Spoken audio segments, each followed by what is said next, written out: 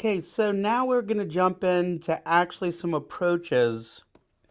Just reiterating again, we've decided to use passive equity investing. So how are we going to do it? Well, pooled investments are a great idea.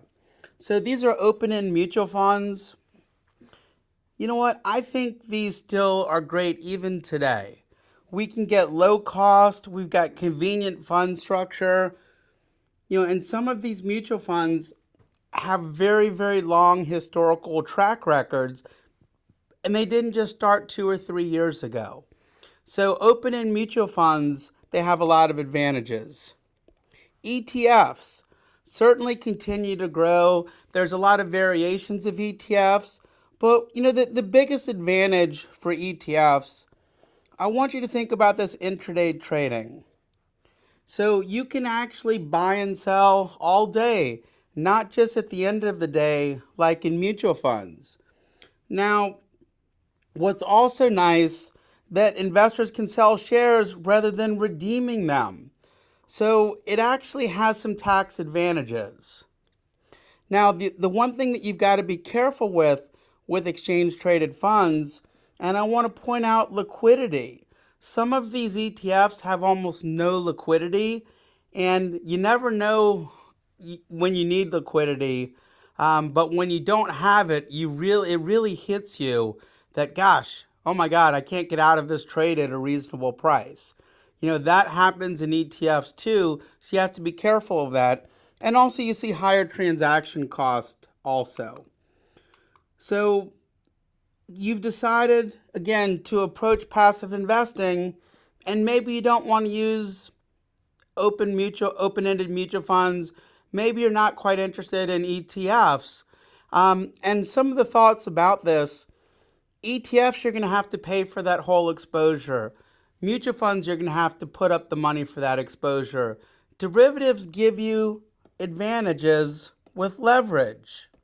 You don't have to put up as much cash to do this.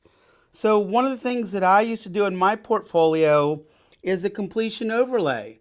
So let's move my portfolio back within these risk exposures if it deviates short term, and I can use derivatives to do that. So I can create a rebalancing overlay. So basically I can match the reconstitution of the index as stocks are added and dropped, and then I can add those to my portfolio as well. Now we can also do a currency overlay. Maybe I want to completely hedge any currency risk. So what are some advantages of derivatives-based approaches? It's low cost. You don't have to put up the full amount that you do with ETFs or the open-ended mutual funds. And it's efficient. It's low cost and efficient, and they're liquid. Some of these derivatives markets are more liquid than the underlying securities. Okay, what are some disadvantages? Whenever we talk about advantages in the CFA exam and the CFA material, we need to also think about there are some disadvantages here. Well, probably the biggest one, if you're using derivatives, they're going to expire at some point, so you're going to have to roll these over. There are position limits, and there's also going to be counterparty risk in over-the-counter derivatives. And don't forget about basis risk. We're going to talk a lot about this when we get to the derivative section, but maybe you picked a derivative that's not quite exactly like the securities that you're trying to mimic. So what happens? You're increasing tracking error. And that could be a significant problem, especially if you can't afford to actually have a very wide variance of tracking error. Okay, a couple other things that we can think about. So basically with a separately managed equity index, a portfolio that holds all the constituent stocks in that index or a representative sample, what does it require? Well, you're going to have to update the data on the index. You're going to need sophisticated trading and accounting systems, and you better have a well-established broker relationship to facilitate trading. So again, to replicate this portfolio, it's going to take some work. Okay, and then last thing, you better have a strong compliance system as well. Now, these construction methods, when you get into fixed income, typically you don't see full replication because the positions maybe are very illiquid. But it's not that uncommon with liquid stocks to use a full replication construction method. So what do? Hey, it's pretty easy. Buy all the stocks that are in that index at the correct weights and regularly reconstitute and rebalance. What is the biggest advantage? I can closely match that index or return profile. But unfortunately, there's also some disadvantages with equities and full replication. Not all stocks are available, and maybe the size that I need makes this strategy extremely expensive. And I gotta bring this up. Tracking error is going to increase as you start adding less liquid stocks. So again, full replication, there are pluses and minuses. You have to decide if maybe a stratified sample could be close enough to maybe overcome some of these disadvantages with full replication. So let's talk about stratified sampling. It's used awful lot in fixed income portfolio construction methods, and it's used in equities as well.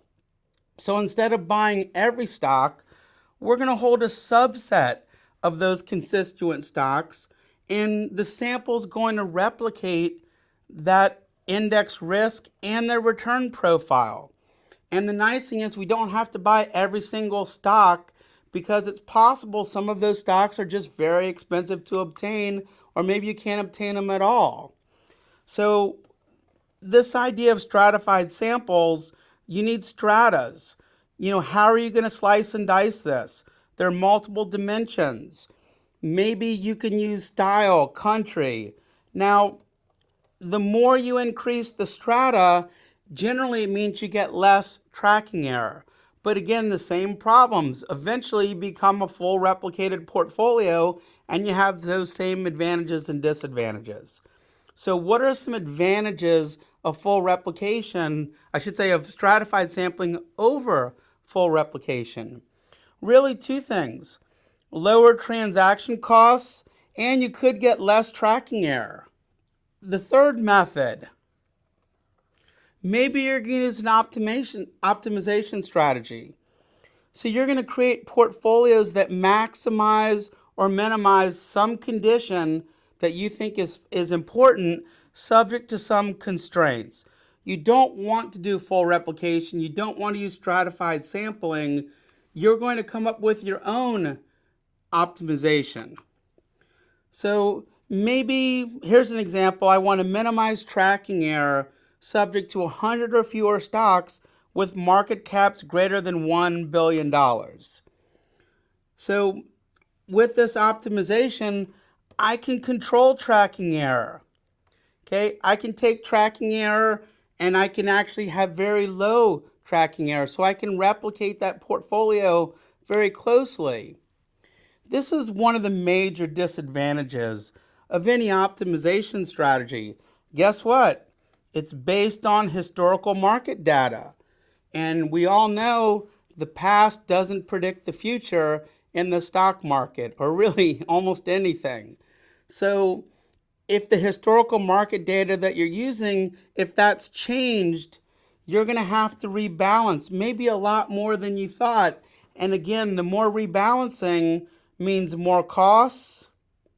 More cost means more tracking error. Okay, and then this blended approach, maybe you want to use the best of all three methods. So for a large index with a wide range of large to small and liquid to illiquid stocks, the blended approach is a great idea. For stocks that are large and very liquid, let's use full replication.